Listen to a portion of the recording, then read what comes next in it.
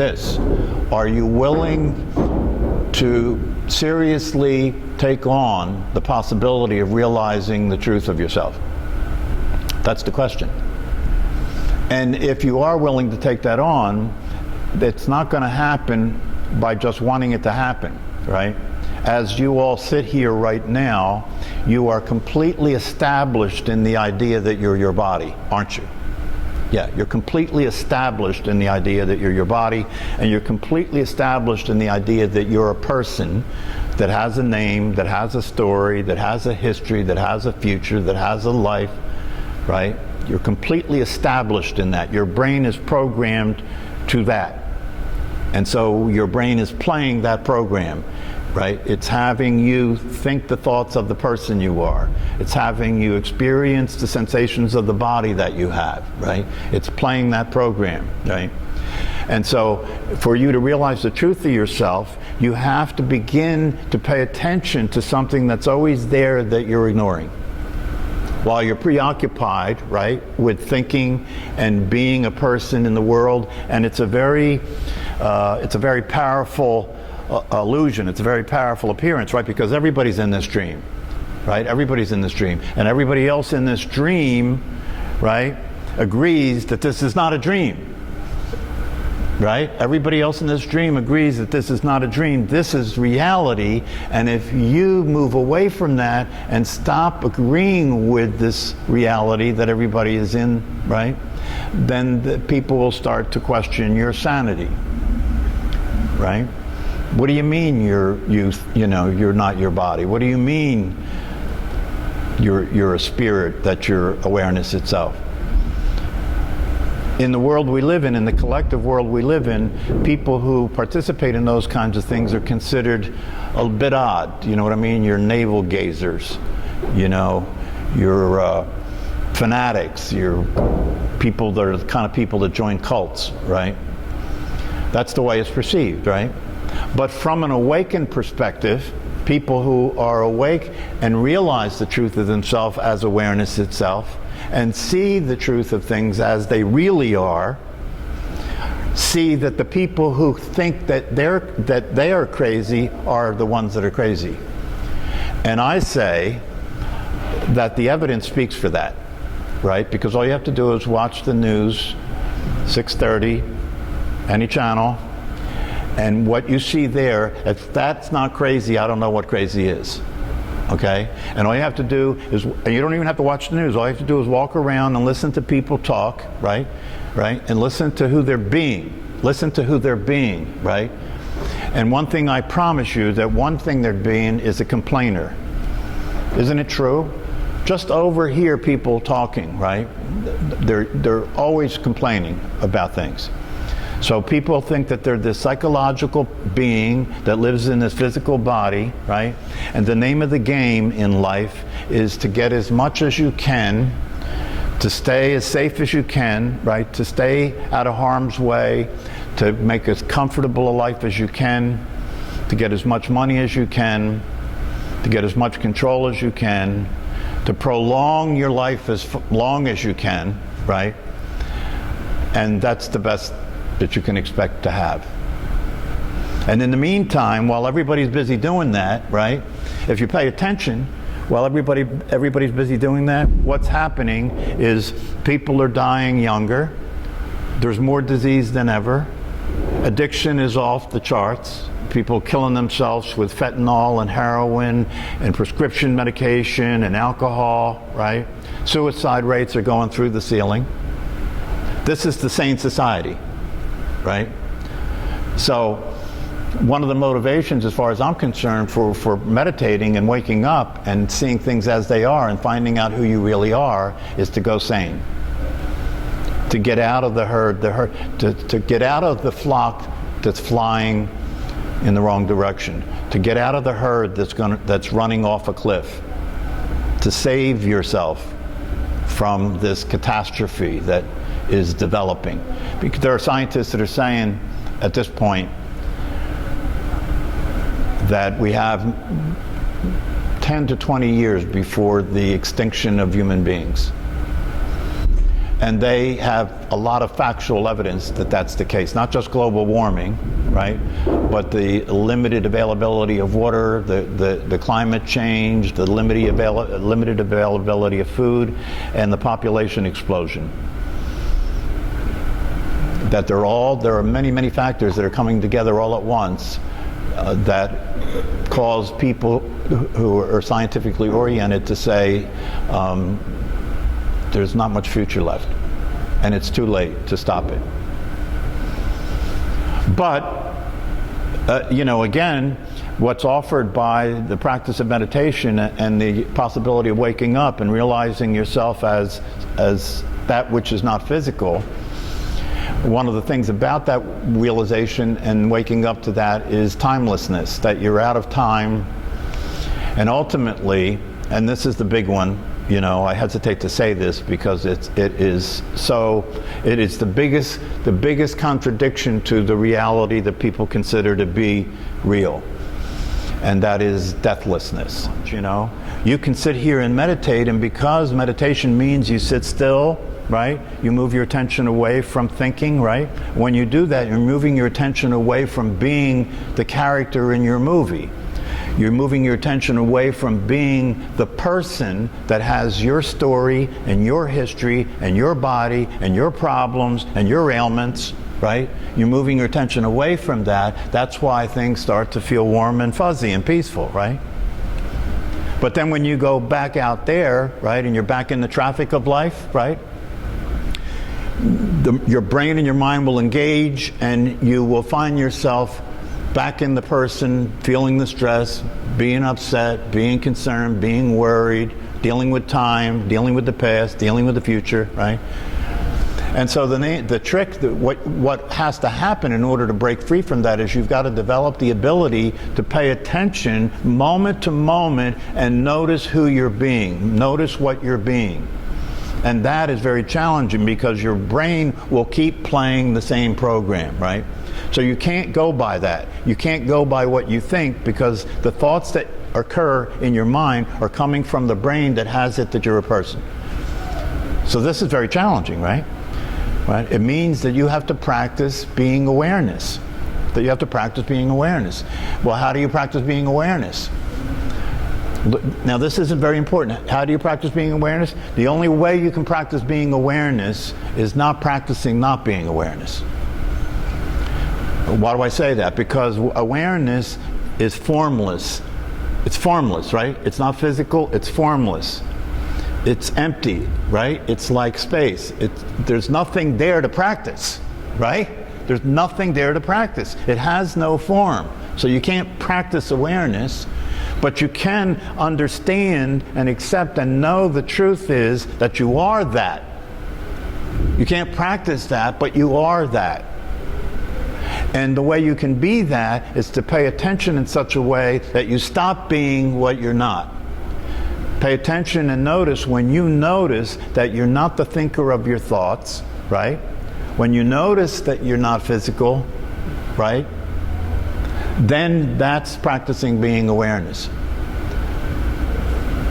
And meditation can be a way that you can kind of develop the ability to do that, because when you're meditating, it's more possible for you to get familiar with the experience of being awareness, because you can't see it, you can't know it. The only thing that you can do is be it because you are it. But being it because you are it is still a very subtle thing, because you're so programmed to pay attention to physical things, to things that show up, phenomenal, right? Things that show up. You never show up. You don't show up. So you'll never see who you are, and you can't practice being who you are because you're already that. See, if you try and practice being what you already are, it's like putting legs on a snake. If you try and practice being what you already are, you're not being it, because there is no practice. You're already it. So the only way you can be what you already are is to pay attention to what you're not and know that you're not that. And when you're knowing you're not that, you're knowing it from who you are. And to make it worse, the mind and the brain, if you attempt to move away from the identity that you are psychologically, and if you attempt to move away from identifying with your physical body and everything, your mind and your brain will go on alert, and it'll start producing resistance to that. So it'll have you get tired when it's time to meditate. It'll have you feel like you got too much to do to meditate. It'll tell you things. It'll tell you things that are intended to bring you back into the fold. That are intended to bring you back to your body. It'll have things happen in your body, right? And you'll say, oh, I better not. Maybe I made a mistake. I should just leave this alone. I can't meditate. And all that stuff about believing that you're not physical and death isn't real, that's pretty far-fetched. I don't know. I got to make a living. It'll pull you back to that. And the reason it'll pull you back to that is because the way your brain is programmed, it's programmed that you are your body and you are a person. And so if you start moving away from that and reorienting yourself to something other than that, it thinks you're going to die. So it's actually trying to help you to survive, but it doesn't understand. It doesn't have awareness of its own. And you have to know this. You have to be aware of this if you attempt to wake up and be what you are as awareness.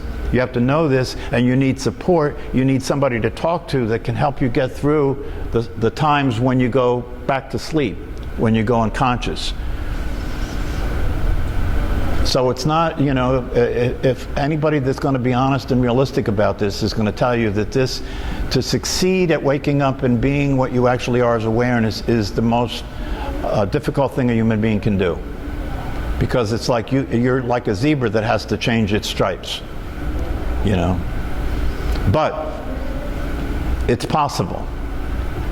And if you're really committed, and you get the guidance and the support, and you understand how you can use meditation to do it, and you understand how you can use the other ways that are available to do it, it is possible, and it has been accomplished, and it's more possible today than it ever was, really. I was really happy yesterday. I discovered in my book that it'll be out in the next 2 weeks, by the way. It's called Dying to Live. And in that book, I predict that there's going to be a new form of psychology that's coming. And this new form of psychology is not going to be psychology to help the person change, right? To help the person improve, to help the person be better psychologically, right? And less crazy psychologically. This new psychology is going to be the psychology of discovering you're not the person. Instead of trying to fix the person, this new psychology is a psychology where you discover you're not the person, and through that discovery and through realizing what you are, all the problems the person has don't exist anymore. It's the absolute psychology. It's not just fixing parts, it's getting rid of the whole program. So I predicted that in my book, and then yesterday I'm on my computer and I noticed a new website, and the new website is for psychotherapists that are practicing this. And you can now register on that website for people who are looking for psychotherapists that are practicing this. It's called a non-dual therapists or non-dual teachers register or something like that. For those of you on the mailing list, I'll send you the link to it. But it's very interesting. There's a website now where you can go and find people that are practicing this new form of psychotherapy that involves discovering the truth about what you are and eliminating your identifying with your body and your person. And so there's more available now than ever, because in the past this was all considered spiritual stuff that people, went and lived in monasteries and all that jazz, but it's all changing now. This is becoming the new psychology. There are people available now that you can go and work with that will actually help you to learn what you need to learn and practice what you need to practice to get free from the condition that you exist in, through conditioning and through all of the craziness that we're all subjected to all the time. And I find now, in my practice, when I have people come in, I had a couple of new people come into my practice yesterday, and I do a free consultation, right, before I work with people. And I explain how I work and what I do. And I say, if this doesn't make sense to you, or you don't want this, you want the traditional approach, I'll refer you to somebody else in our group that just practices that way, right? But every time that I meet with somebody and I break it down to them and I explain how I work and the way it works and the difference it can make, they always choose to continue to work. How could you not? How could you not? If somebody's telling you, listen, if you do the work that I'm talking about, right, not only will what you came here for clear up, right, but you'll be free from the whole mess.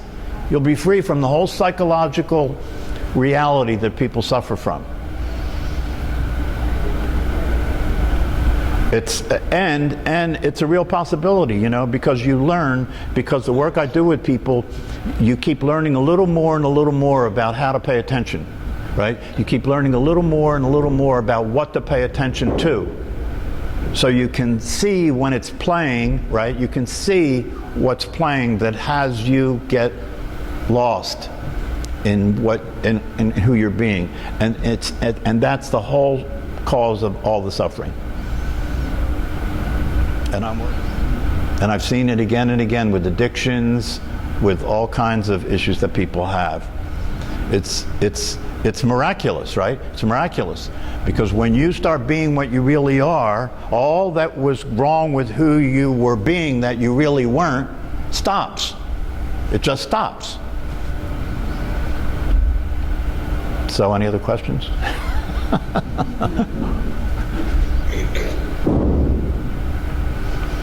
It's a pretty amazing reality to consider, right? And like I said before, you know, some of the teachers that teach this tell their students who are engaged with this work and these practices and these learnings, they tell their students, don't talk about this to other people, right? Because they'll start, you know, questioning your sanity. But like I said, I don't care. I mean, you know, nobody can really do anything to hurt me. So everybody's on their own. You really have to look at your life and make a choice about who you're going to be and about what you're up to. And like I said, it's not an easy process, but it is possible. And if it is possible, how could you not be interested? Because we're talking about a completely different experience of yourself in your life. But that's where it gets interesting as far as I'm concerned. Because if it's really possible, how could you not be interested? But then what I see in people that are around me learning about this, right? I see them relating to it in a way where they obviously aren't really getting it, right? Because one of the things I've been saying recently is if you really accept it as being the truth, it becomes the most important thing in your life. How can anything be more important than this? Nothing could offer you more, right? If you really get this, that's the way it is. And if that's not the case, you really don't get it. If that's not the case, you're just hearing this as an interesting thing, right?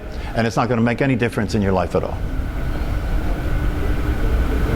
So that's where it gets interesting, you know. What are you really hearing? What are you really getting? And if you're really hearing this and you're really getting this, if you're really getting this, it's because you're really looking and you're really seeing the truth that you are awareness itself. See, that's where you take the serum.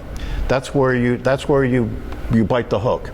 If you look at yourself, right, and you see what's there is awareness. It isn't physical. You see it. You actually see it, right? If you see that, then there's no way that you can deny it.